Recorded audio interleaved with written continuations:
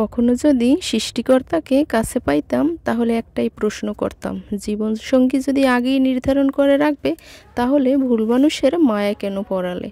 তো আসসালামু আলাইকুম আমার প্রিয় ভাই বোনেরা, কেমন আছো তোমরা সবাই? আশা করি আল্লাহর রহমতে সবাই ভালো আছো। তো আজকে যে আমি টাইটেলটা দিয়েছি সেটা নির্ভর করে কিন্তু আমার একদম জীবনের উপর। তো শুরু থেকে শেষ পর্যন্ত ভিডিওটি দেখার অনুরোধ রইল, তাহলেই বুঝতে পারবে আমার জীবনে যে কি ঘটেছিল। সেটা যদি জানতে হয় তাহলে ভিডিওটি শুরু থেকে শেষ পর্যন্ত দেখবে। আসলে এরকমের জীবন যেন কারো না হয়, আর এরকমের মায়ায় যেন কেউ না পড়ে। যারা নিজের বাবা মা পরিবার ছেড়ে পালিয়ে যাবেন ভাবছেন, আজকের ভিডিওটা শুধু তাদের জন্য। 2009 সালে আমি এক প্রতারকের হাত ধরে বাড়ি থেকে পালিয়ে আসি। আসার সময় মায়ের 5 ভরি গহনা ও আমার বাবার জমানো 25,000 টাকা নিয়ে প্রতারকের সাথে অজানা উদ্দেশ্যে পাড়ি জমাই নতুন জীবনের আশায়। একদম ভোর ভোর থাকতেই বাড়ি থেকে বের হই।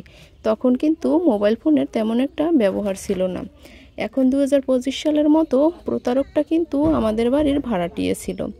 এই সুবাদেই কিন্তু তার সাথে আমার সম্পর্কটা গড়ে ওঠে।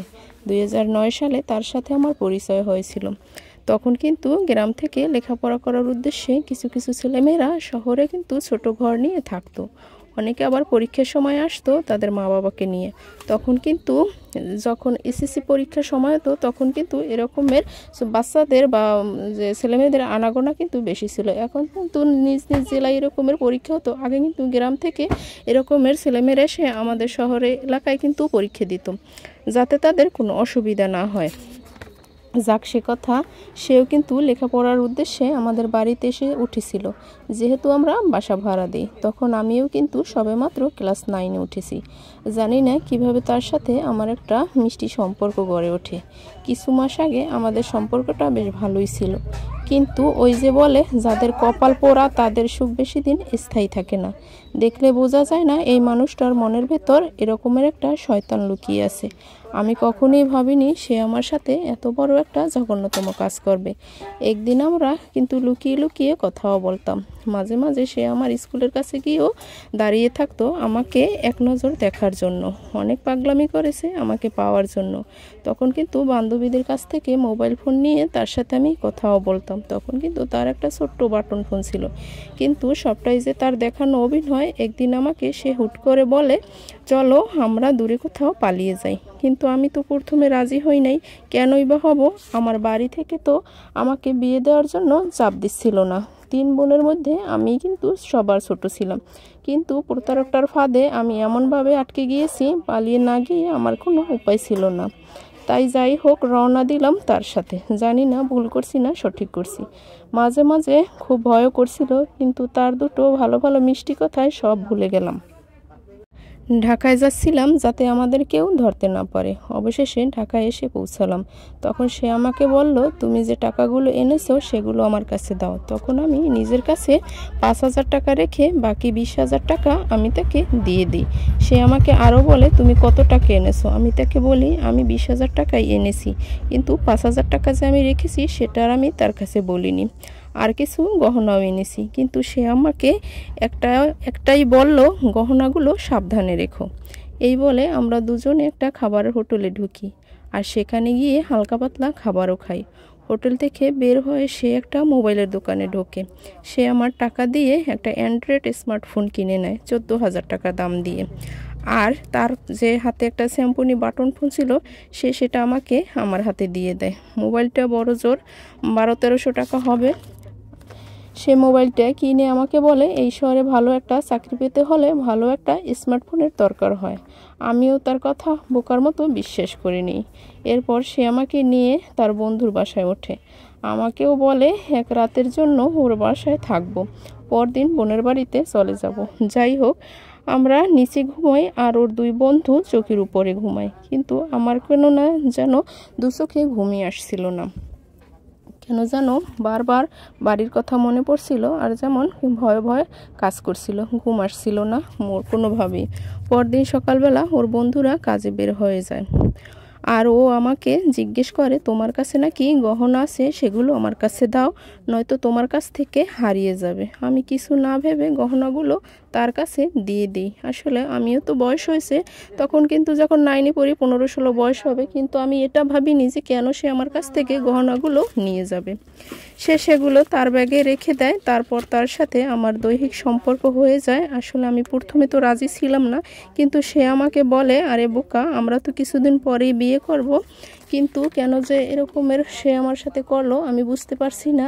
কিন্তু তার মনে ছিল অন্য এক, সেটা তো আমি কখনোই ধরতে পারবো না, আর পারিও নি। তাহলে এত সংকোচের কি আছে? আমরা এক হয়ে গেছি, আর আমরা তো কিছুদিন পর বিয়েই করব। কিছুদিন আমাদের এভাবে ওর বন্ধুর বাসায় চলে যায়, কিন্তু সে আমাকে তার বোনের বাড়িতে নিয়ে যায় না। আর বিয়েও করে না। আমি বিয়ের কথা বললেই বলে বিয়ে করব। ভালো দিনে হুট করেই কি বিয়ে করা যায়? বিয়ের জন্য প্রস্তুতি নেওয়া লাগবে। আমাকে 9-6 বুঝিয়ে শান্ত করে রাখতো। আর পরিশেষে আমাকে বলে, আমি তো সেই শুক্রবার তোমাকে বিয়ে করব, যেটা আমি তোমাকে আগেও বলেছি, বিয়ে করব ভালো দিনে, হুট করে কিভাবে বিয়ে করা যায়? বিয়ের কিন্তু অনেক কেনাকাটা দরকার। আমি সেটাও বিশ্বাস করে নেই। তার বন্ধুর বাসায় আমাদের 2-1 দিনের কথা বলে, সেখানে আমাকে প্রায় 5 দিন রাখা হয়েছে। একদিন সে বাহির থেকে হন্তদন্ত হয়ে আমাকে এসে বলল, আমরা যে এখানে আছি আর আমরা যে অবিবাহিত সেটা কিন্তু অনেকেই জেনে গেছে, আর ওরাও জেনে গেছে। আমি বললাম, ওরা কারা? আমি ভয়ের চোটে বললাম, তাহলে চলো তাড়াতাড়ি আমরা এখান থেকে চলে যাই। কিন্তু ও আমাকে বলল, তা যেন আর উপায় নেই, তারা এদিকে আসতেছে। ও একথা শেষ করতেও পারলো না, মানে ওর কথাটা শুরু করতে পারলো না, এমনকি শেষ হতে পারলো না। এর মধ্যে অচেনা 3-4 জন ছেলে আমাদের রুমে ঢুকে পড়লো। ওরা আমাকে নানান ধরনের বাজে কথা বলতে থাকে। ও আমার সামনে ওই ছেলেদের কিছু টাকা দিয়ে ম্যানেজ করতে চায়, কিন্তু তারা রাজি হয় না। তখন ছেলেগুলো বলে আমি যেন তাদের সাথে শারীরিক সম্পর্ক করি, তাহলেই ওরা আমাদের এখান থেকে ছেড়ে দেবে। আর ওর বন্ধুর বাসাটা এমন জায়গায় ছিল যেখানে আশেপাশে কোনো ঘর ছিল না, বাড়িঘর ছিল না, অনেক দূরে দূরে ছিল। কিন্তু বাড়ির দরজা যদি আটকে দেওয়া হয়, ঘরের মধ্যে কি হয় বা না হয় সেটা কিন্তু কেউ জানতেও পারবে না। আসলে আমার ভাগ্যে এরকমটাই মনে হয় লিখেছিল। আমার তো ওই শয়তানটার নামও আপনাদের সাথে বলা হয়নি। ওর নাম হয়তো নিলেও আমার ঘৃণা লাগে, কিন্তু আমার তো ওর নামটা নেওয়ার দরকার। ওর নাম ছিল সৌরভ। তখন তারা আমাদের বিভিন্ন রকমের ভয় দেখায়। এক পর্যায়ে নিরুপায় হয়ে আমরা রাজি হয়ে যাই। ওই দিনও 3 জন ছেলে আমার সাথে শারীরিক সম্পর্ক করে। আমি খুব ভেঙে পড়ি। তখন আমি ওকে বলি, চলো আমরা বিয়ে করি। তখন ও আমাকে বলে, আমরা কালকে এখান থেকে চলে যাব, আর পরশু শুক্রবার আমরা বিয়ে করব। পরদিন আমরা রওনা করে দেই ওর বোনের বাসার উদ্দেশ্যে। আমরা যখন বাসে করে যাচ্ছিলাম, তখন ওকে আমি আমার তো যার সাথে যা ঘটে সেটা আমি ওকে বলি। তো আমার বলাটা উচিত হয়নি আজকে। আসলে আমার বাড়ি থেকে যাওয়াটা উচিত হয়নি আজকে। যদি আমি তোমার সাথে না আসতাম, তাহলে আমার সাথে এরকমের ঘটনা ঘটতো না। আমি আগেই ভালো ছিলাম। একথা শোনার পর ও আমাকে বলল, আরে বোকা, ওসব আমি ভুলে গেছি। এখনকার যুগে এখন অনেক মেয়েরা আছে যারা ইচ্ছাকৃতভাবে এ সমস্ত কাজ করে থাকে। আমি ওর কথাগুলো শুনে অবাক হয়ে ওর মুখের দিকে তাকিয়ে রইলাম। তার কথা শুনে আমার মনটা খুব খারাপ হয়ে গেল, কিন্তু আমি কিছুই বুঝে ওঠার আগেই ও আমাকে সান্ত্বনা দিয়ে আবার মনটা অন্যদিকে আমার ঘুরিয়ে দিল। ওর বোনের বাড়ি ছিল খুলনা। অবশেষে আমরা খুলনা এসে পৌঁছালাম। ও আমাকে একটা বড় বাড়ির ভেতরে ঢোকালো। বাড়িটা ছিল চতুর্পাশ দিয়ে গেট দিয়ে আটকানো, 2 তলা একটা বাড়ি। আমি ওকে জিজ্ঞেস করছিলাম, এটা কি তোমার বোনের বাড়ি? ও আমাকে বলেছিল, আগে চলো, তারপর দেখবে আমি তোমাকে কোথায় এনেছি। ও আমাকে সোজা দোতলায় নিয়ে এসেছে। আর এসে দেখি সুন্দরী এক মহিলা, আসলে দেখতে খুবই সুন্দর আছে। আমি তাকে সালাম দিই, আর আমাকে বলল, এটাই আমার বোন। আর ও আমাকে বলল, তুমি এখানে বসো, আমি একটু কথা বলে আসছি। আমি বললাম, ঠিক আছে। অনেকক্ষণ পর কথা বলার পর তারা দুজনে এসে হাজির হলো আমার সামনে। আর এসে আস্তে আস্তে বলল, তুমি আমার বোনের কাছে থাকো, আমি বিয়ের কেনাকাটা করতে যাই। আর আমাদের বিয়ের কেনাকাটার জন্য কিছু টাকাও দিয়েছে আমার বোন, সেটা দিয়ে আমি তোমার জন্য শাড়ি কিনতে যাই। তুমি এখন কিছু খেয়ে তারপর ঘুমিয়ে পড়ো। সারাদিন তোমার উপর অনেক ধকল গেছে, আমার ফিরতে অনেক দেরি হবে। তখন তুমি শুধু আমার কথা চিন্তা করবে না। তুমি সারাদিন কিছু খাওনি, অনেক ধকল গেছে, ভালো মন্দ খেয়ে ঘুমিয়ে পড়ো। আমি শুধু মাথা নাড়িয়ে সম্মতি দিলাম। একটু পর আমাকে আবার খাবার খাইয়ে তারপর একটি রুমে বিশ্রাম নেওয়ার জন্য পাঠালো। সেখানে গিয়ে দেখি আমার মতো 4-5টা মেয়ে ওখানে প্রায় আমার বয়সী হবে, তাদের সাথে আমার তেমন কথা হলো না, কারণ আমি বড্ড ক্লান্ত। কখন যে ঘুমিয়ে পড়েছি সেটা নিজেও জানি না। আমার ঘুম ভাঙে পরদিন সকালে। তখন আমি ওর কথা জিজ্ঞেস করাতে ওই মহিলা আমাকে বলল, তোকে তো বিক্রি করে দেওয়া হয়েছে, ওই সৌরভ তোকে আমার কাছে টাকার বিনিময়ে বিক্রি করে দিছে। আমি তাকে বললাম, না এটা হতে পারে না, ও আমার সাথে এরকমের কাজ করতে পারে না। যখন আমি পালানোর চেষ্টা করলাম তখন সে আমাকে অনেক মারধর করলো। আমার বাড়ির কথা খুব মনে পড়তেছে। আসলে মনে পড়লে কি হবে, মার কথা, বাবার কথা, ভাই বোনদের কথা সবারই আমার মনে পড়ে।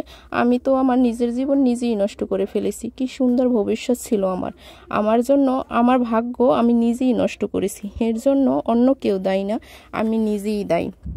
যাকে জীবন দিয়ে ভালোবাসলাম সে যে আমার সাথে এত বড় একটা প্রতারণা করবে কখনোই ভাবিনি। তাই একটা কথাই বলবো, এই গল্পটা কিন্তু আমার জীবনের সাথে কোনোই মিল নেই। আমার বাড়ির পাশে একদম দেখা চোখে এরকমের একটা ঘটনা ঘটেছে। তাই একবার বলবো, আমি আবারও বলবো যে যারা প্রেম করে পালিয়ে গিয়ে বিয়ের কথা ভাবছেন তারা অবশ্যই এই গল্পটি একটু হলেও শুনে দেখবেন আর ভিডিওটি দেখবেন। আশা করি আপনারা অনেক সতর্ক হবেন। আসলে এই জীবনটা অন্য কারো না, আমার পাশের বাড়িরই একটা মেয়ের এর সাথে এরকমের ঘটনা ঘটেছে।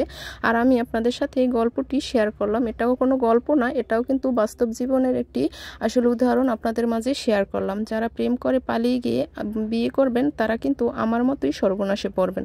এজন্যই বলতেছি, শুরু থেকে শেষ পর্যন্ত ভিডিওটি দেখার অনুরোধ রইল। আসলে অনেক মানুষের জীবনেই এরকমের ঘটনা ঘটেছে। অনেকে কিন্তু বলতে পারে প্রকাশ্যে, আবার অনেকে বলতে পারে না। মেয়েদের বেলায় এরকমের হয়। হাজারো ছেলেরা আছে যারা বিশ্বাসের সুযোগ নিয়ে আপনার সাথে এরকমের করবে, আপনি কখনো বুঝতেও পারবেন না আর আপনি তাকে ধরতেও পারবেন না। আসলে মেয়েটি তো তাদের সব কিছু বিসর্জন দিয়ে দিয়েছে, তার সতীত্ব দিয়ে দিল, তার টাকা পয়সা দিয়ে দিল, তার মায়ের গহনা। আসলে সে যে এখন বাড়ি ফিরবে তারও কোনো অস্তিত্ব নেই। কিন্তু তার বাবা মা তো তাকে বিয়ের জন্য চাপ দিচ্ছিল না, কিন্তু সে নিজে ওই ছেলের মিষ্টি কথার ফাঁদে পড়ে তার জীবনটা কিন্তু সর্বশান্ত করে দিল, সর্বশেষ হয়ে গেল, জীবনটা একদম তছনছ হয়ে গেল। আসলে যার বেলায় ঘটে সেই কিন্তু বোঝে। আর এই যে তাদের বাবা মা, তারা কিন্তু এখনো কান্নাকাটি করে। একটু একটু শুনতে পারছিলাম যে সে যে আসবে তার কিন্তু আসার কোনো মুখ নেই। আসলে কম বেশি তো এক কান দুকান করে সবাই কিন্তু জেনে গেছে যে ওই মেয়েটার সাথে কি ঘটনা ঘটলো। আসলে ওই মেয়েটা ছিল সবার ছোট ভাই বোনদের, আরও ওর বড় দুটো বোন আছে কিন্তু তাদের এখনো বিয়ে হয়নি।